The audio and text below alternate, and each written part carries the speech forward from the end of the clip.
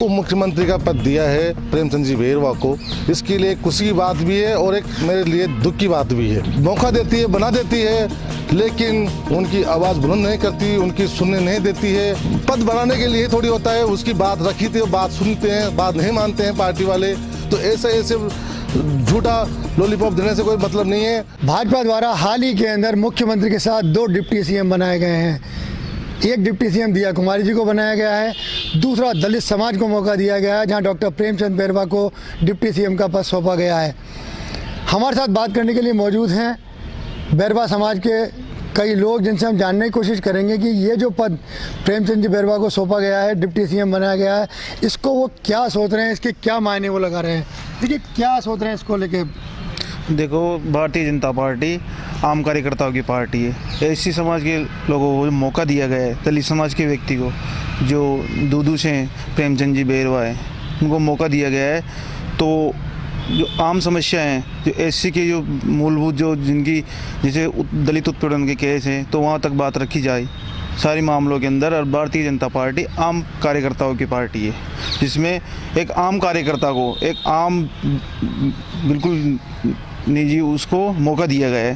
तो इसलिए काफ़ी खुशी है और एससी के लिए भी कुछ करेंगे, तो ये उम्मीद है हमें। देखिए कांग्रेस ने जब यहाँ सरकार थी, डिप्टी सीएम के रूप में बनवारी लाल बेरवा जी को डिप्टी सीएम बनाया गया। अब भाजपा ने भी उसी तर्ज के ऊपर एक डिप्टी सीएम बनाया जो दलित समाज से हैं। क्या कहेंगे?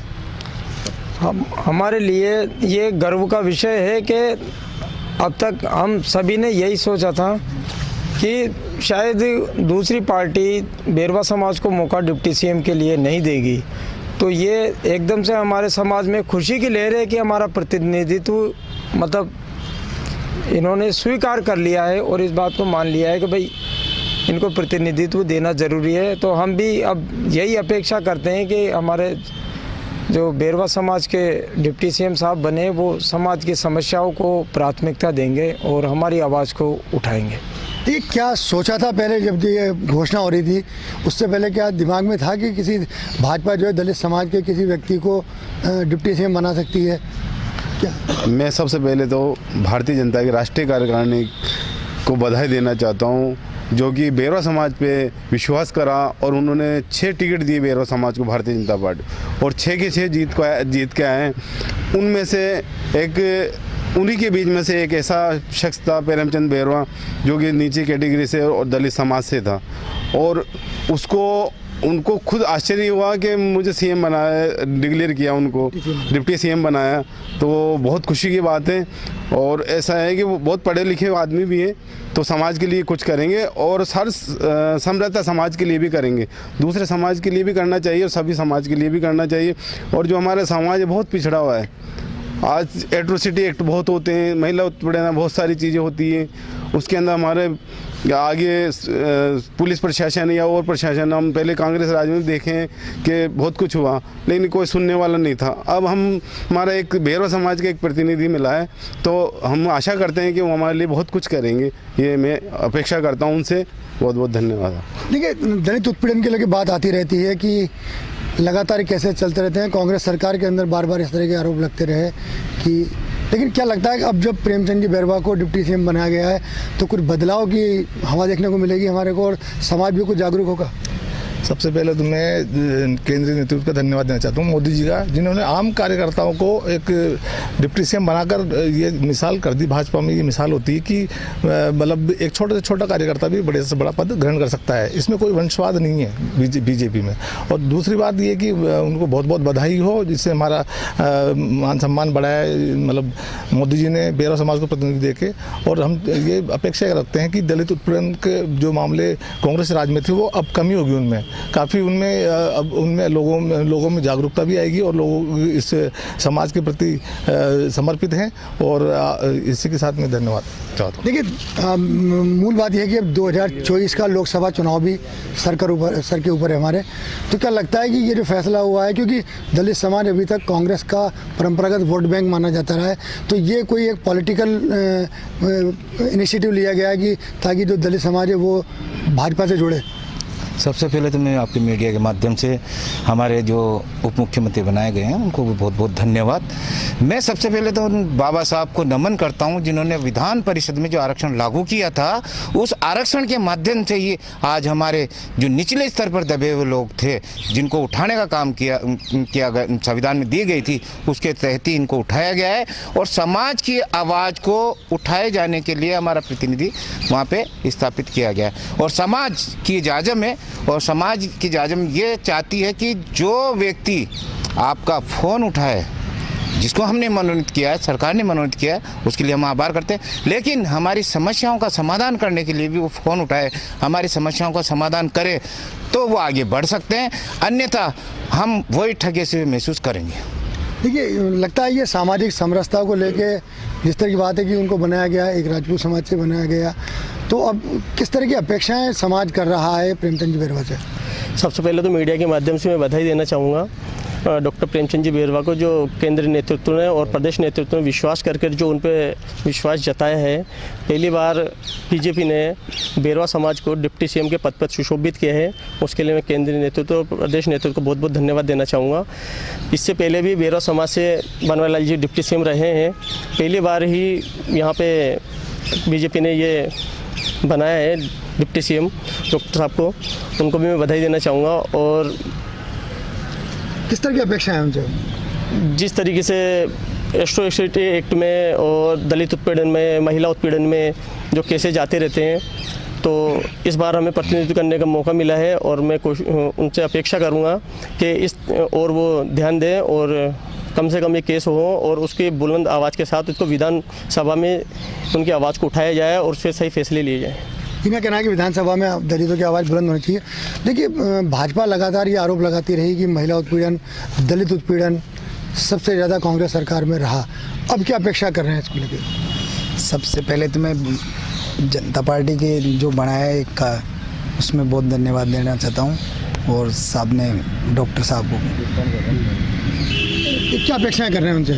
ये मतलब कैसेज वगैरह इनकी बुलंद आवाज़ रखे हमारी विधानसभा के अंदर, ये अपेक्षा डॉक्टर साहब से। देखिए, बैरवा समाज बहुत बड़ा समाज है और कई अपेक्षाएं समाज की भी हैं।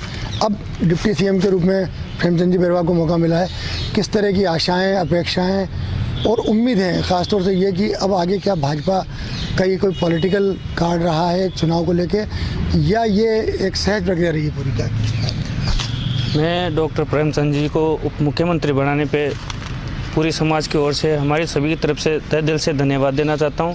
और इस बार समाज में बड़ा बदलाव होगा, क्योंकि हमारे जो दलित वर्ग से उप मुख्यमंत्री बनाए गए हैं तो उनसे हम समाज बहुत आशा रखते हैं। जो हमारे आए दिन अत्याचार होते रहते हैं, महिलाओं पे देख लिए, दलित वर्ग पे देख लिए, हमारे थानों में केस दर्ज नहीं होते और हो जाते हैं तो उन पर कोई सुनवाई नहीं होती। हम उनसे आशा करते हैं कि हमें समानता का, पूरा समानता और स्वतंत्रता का जीवन जीने के लिए वो हमारे लिए हमेशा न्याय के लिए संघर्ष करेंगे और समाज में बहुत बड़ा बदलाव होगा, ऐसी अपेक्षा रखते हैं हम सर से, कि ताकि हमारा जीवन भी और लोगों की तरह जो और कैटेगरी से आते हैं, हम सबके बीच में बैठ उठ सके और हमारा जीवन अच्छा हो सके। इसलिए हम डॉक्टर साहब से समाज में बदलाव के लिए काफ़ी उम्मीद रखते हैं और हमारी उम्मीदों पे वो इस बार खरे उतरेंगे। डॉक्टर साहब को धन्यवाद। देखिए, ये उम्मीद की जाती है कि जो भी राजनीति में जो जीत के आता है वो सब समाजों का होता है। अब प्रेमचंद जी बैरवा को डिप्टी सीएम बनाया गया तो वो अपने समाज के लिए, सब समाज के लिए किस तरह की आशा किरण बनेंगे? मैं भारतीय जनता पार्टी को, यशस्वी प्रधानमंत्री श्री भाई नरेंद्र भाई मोदी जी को धन्यवाद देना चाहता हूं कि उन्होंने बैरवा समाज पे जो विश्वास व्यक्त किया था कि बैरवा समाज को प्रतिनिधित्व दिया और 6 व्यक्तियों को, 6 कैंडिडेट को समाज को टिकट देकर उन्होंने उतारा और बैरवा समाज ने भी उनका सम्मान बढ़ाते हुए 6 के 6 व्यक्ति मतलब विजय हुए और उसी आकांक्षाओं के अनुसार हमारे डॉक्टर प्रेमचंद जी बैरवा को मुख्यमंत्री बनाया। बहुत खुशी की बात है। हमारे समाज को जो आशाओं पे जो है उन पर खरा उतरेंगे और समाज की आवाज़ को विधानसभा में आवाज़ उठाएंगे। मुख्य आशा क्या है आखिर? मुख्य आशा है कि हमारे समाज की जो समस्याएं हैं उनके बारे में वो आवाज़ उठाएंगे और निश्चित उनको न्याय दिलाएंगे।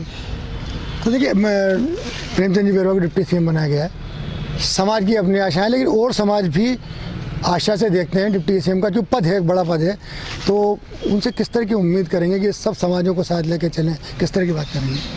देखिए, बैरवा समाज ही नहीं, सभी दलित समाज के लिए सौभाग्य की बात है कि भारतीय जनता पार्टी ने पहली बार राजस्थान में डिप्टी सीएम चुना है, उसके लिए मैं भारतीय जनता पार्टी का बहुत बहुत धन्यवाद देना चाहूँगा। और भारतीय जनता पार्टी ने जिस प्रकार से बेरवा समाज से डॉक्टर प्रेमचंद जी बेरवा को विधायक उप मुख्यमंत्री बनाया है, वो उनसे हमारी बहुत आशाएं हैं। जैसे कि दलित समाज पे आए दिन अत्याचार होते रहते हैं, महिला अत्याचार, ज़मीनों पे कब्जा करना, कई और भी अन्य समस्याएं हैं जिनका समाधान बहुत जल्दी करेंगे। लेकिन उनको उम्मीद है कि कहीं ना कहीं जो बदलाव की एक बात होनी चाहिए। देखिए, दलित उत्पीड़न के मामले राजस्थान के अंदर बार बार ही आता है कि बहुत ज़्यादा हैं, महिलाओं के साथ उत्पीड़न की बात बार बार ही होती है। और एक ये कि क्या ये बीजेपी का पॉलिटिकल एजेंडा भी रहा 2024 के लोकसभा चुनाव को लेकर? क्या कहेंगे इसको लेकर, क्या उम्मीद कर रहे हैं? देखिए, भारतीय जनता पार्टी जो उप मुख्यमंत्री का पद दिया है प्रेमचंद जी बेरवा को, इसके लिए खुशी की बात भी है और एक मेरे लिए दुख की बात भी है। दुख की बात यह है कि जनता पार्टी मौका देती है, बना देती है, लेकिन उनकी आवाज़ बुलंद नहीं करती, उनकी सुनने नहीं देती है। जैसे दलित राष्ट्रपति बनाया गया था, तो वो भी जब पद बनाने के लिए थोड़ी होता है, उसकी बात रखी थी, बात सुनते हैं, बात नहीं मानते हैं पार्टी वाले। तो ऐसे झूठा लॉलीपॉप देने से कोई मतलब नहीं है। अगर उनकी बात सुनेंगे और फैसला करेंगे, और मैं भारतीय जनता पार्टी से रिक्वेस्ट करता हूं कि सबसे पहले तो हमारा दलित शब्द हटाया जाए। हम किस आधार पर दलित हैं, ये कोई डेफिनेशन कोई संविधान में लिखा हुआ नहीं है। क्योंकि बार बार पत्रकारों के द्वारा भी कहा गया कि दलित शब्द नहीं बोला जाए, फिर भी हमें बार बार दलित कह के एक तो लज्जित करते हैं। हम दलित किस आधार पर दलित हैं, इसका डेफिनेशन जनता पार्टी करे। मैं जनता पार्टी से रिक्वेस्ट करता हूं कि सबसे पहले तो हमारा दलित शब्द हटाया जाए, जिससे हमें न्याय, पहले न्याय तो यही मिलेगा मुझे। और फिर हम चाहते हैं, समाज में उत्पीड़न की बहुत सारी घटना होती है, घटना तो होती है, लेकिन समानता का अधिकार नहीं होता है। समानता अधिकार नहीं होता है।